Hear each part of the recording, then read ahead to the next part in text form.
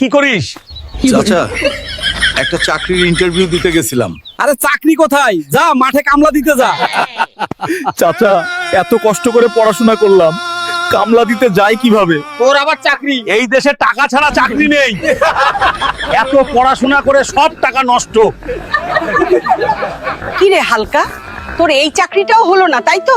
না, এটাও হলো না মা, প্রস্তুতি ব্যর্থ। তোর মতো দামড়া একটা টাকাও রোজগার করতে পারিস না, 3 বেলা গিলিস শুধু। মা, তুমিও আমাকে এভাবে বলছো? তো কি করব, এই সংসার আমি কিভাবে চালাই জানিস? কত কষ্টে আমি তো বড় করেছি, পড়াশোনা করিয়েছি। মা তুমি চিন্তা কর না, একদিন আমি সাকসেস হবই। আমি গেলাম মা, সাকসেস হয়েই তবেই ফিরে আসবো।